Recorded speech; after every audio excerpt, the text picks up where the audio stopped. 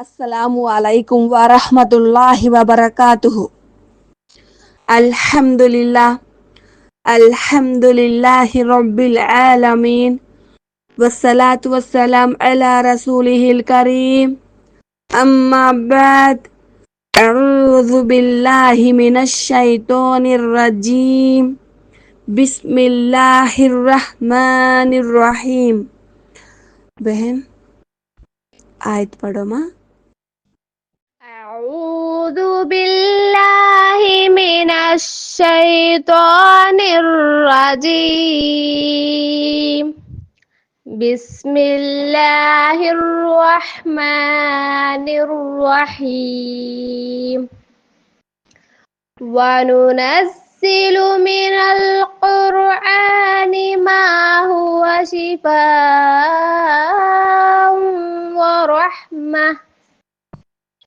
ورحمة للمؤمنين ولا يزيد الظالمين إلا خسارا.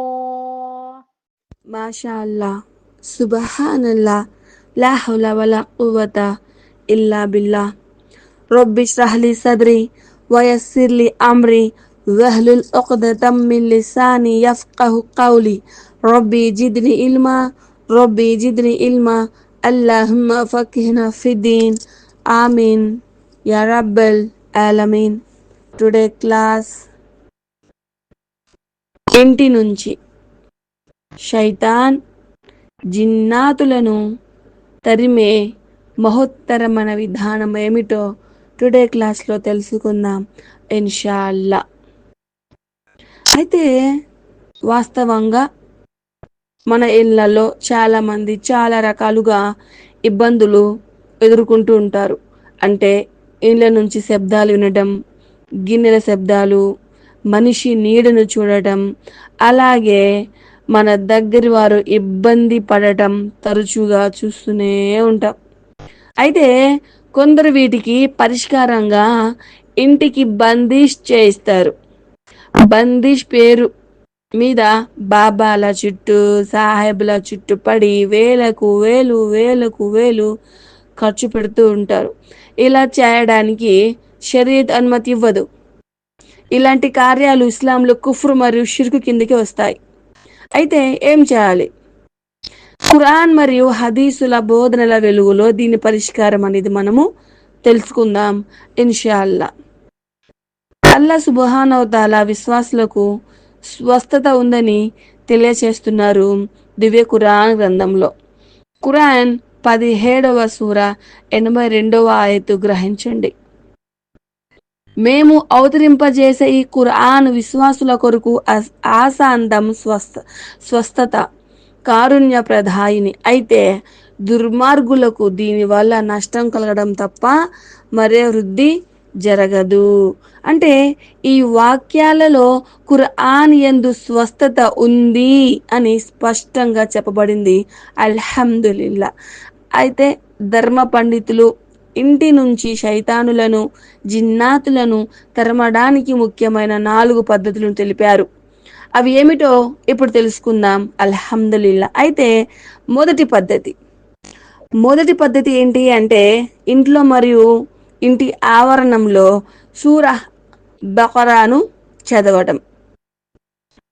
సూరా అల్ బకరాను చదవడం, స్వయంగా చదవడం చాలా ఉత్తమం. ఒకవేళ పూర్తిగా చదవడానికి శక్తి లేకపోతే ఇవి సౌండ్ బాక్సెస్ వస్తున్నాయి కదా, బ్లూటూత్ బాక్సెస్, లేకపోతే క్యాసెట్స్ ఇలాంటివి అనమాట, టేప్ రికార్డులు, ఇవి యూజ్ చేసి ఇతర వస్తువుల ద్వారా సరే ఏదైనా సరే రోజు సూరా అల్ బకరా సూరాను ఇంట్లో పెట్టాలి. అలా పెట్టడం కాకుండా అది మనం గ్రహిస్తూ ఉండాలి అన్నమాట. శ్రద్ధగా వాటిని వింటూ ఉండాలి. వినకపోతే మళ్ళీ మనకు దోషం వస్తుంది. అల్లా సుబ్హానహు తఆలా దగ్గర మనము జవాబు చెప్పుకోవాలి. అది మళ్ళీ పెద్ద మిస్టేక్ అయిపోతుంది అనమాట. అలా కాకుండా ఇంట్లో సూరా అల్ బకరాను ప్లే చేయాలి. ఆ ప్లే చేసిన దాన్ని మనం శ్రద్ధగా వింటూ మనము మన యొక్క పనులను చూసుకోవచ్చు. అల్హమ్దులిల్లా. ఆ తర్వాత హజరత్ అబు హురైరా రజియల్లాహు అన్హు ఉల్లేఖనం ప్రకారం దైవ ప్రవక్త ముహమ్మద్ సల్లల్లాహు అలైహి వసల్లం ప్రబోధించారు, మీరు మీ ఇండ్లను శ్మశానాలుగా మార్చుకోకండి. నిస్సందేహంగా సూర అల్ బకరా పఠించబడే ఇండ్లలో నుంచి శైతాన్ పారిపోతాడు. సహీ ముస్లిం రియాదు సాలిహీన్ 1018 అన్నమాట రెఫరెన్స్.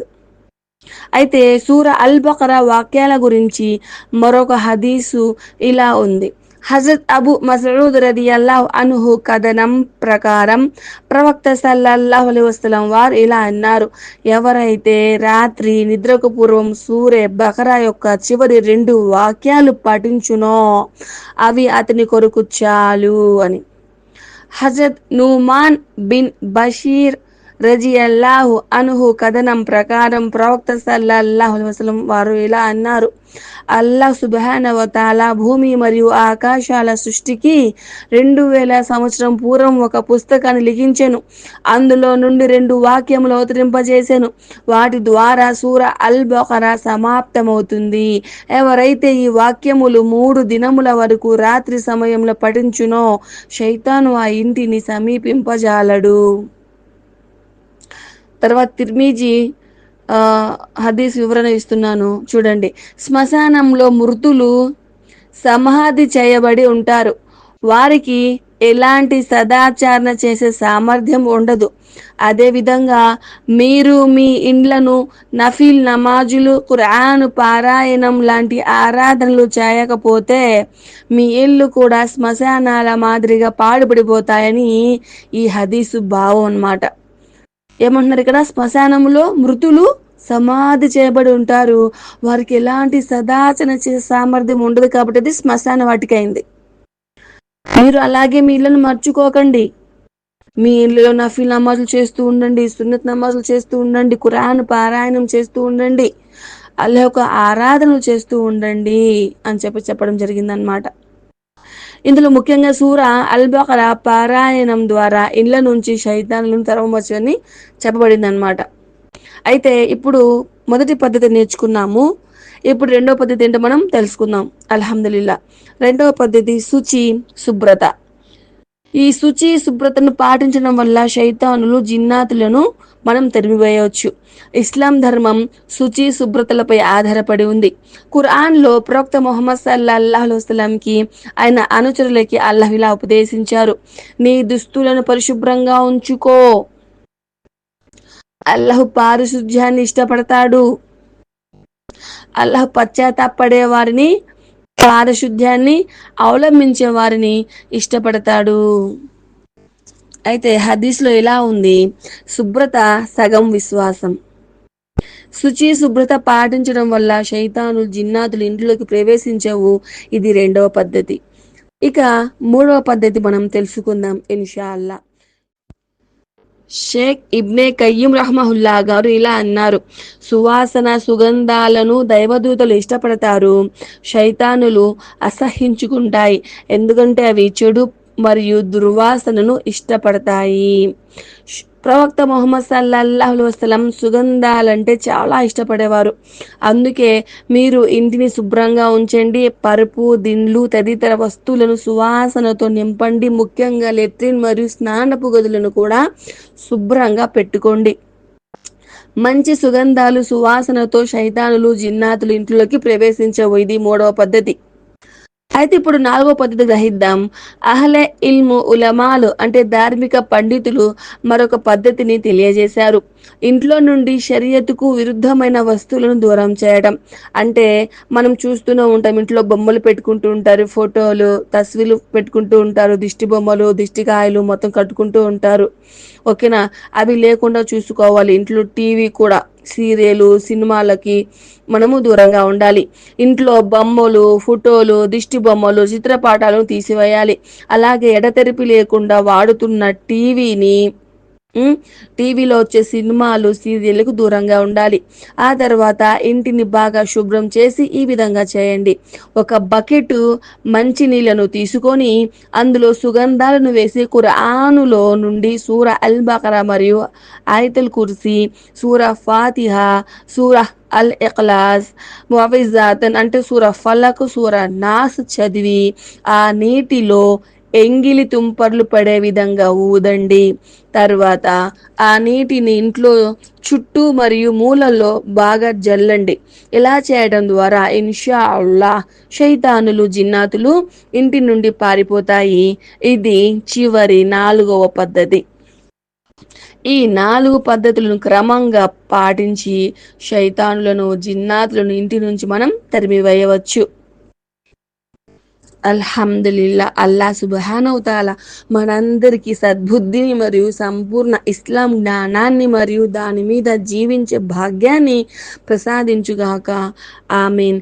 అల్లా సుబ్హానహు తాలా నా యొక్క చిన్న కృషిని స్వీకరించుగాక. రబ్బనా తకబ్బల్ మిన్నా ఇన్నక అంత సమీయుల్ అలీం వ ఆఖిరు దావానా అనిల్ హమ్దులిల్లాహి రబ్బిల్ ఆలమీన్. اللهم صل على محمد وعلى آل محمد كما صليت على إبراهيم وعلى آل إبراهيم إنك حميد مجيد. اللهم بارك على محمد وعلى آل محمد كما باركت على إبراهيم وعلى آل إبراهيم إنك حميد مجيد. سبحان الله وبحمده سبحانك اللهم وبحمدك أشهد أن لا إله إلا أنت أستغفرك وأتوب إليك. السلام عليكم ورحمة الله وبركاته.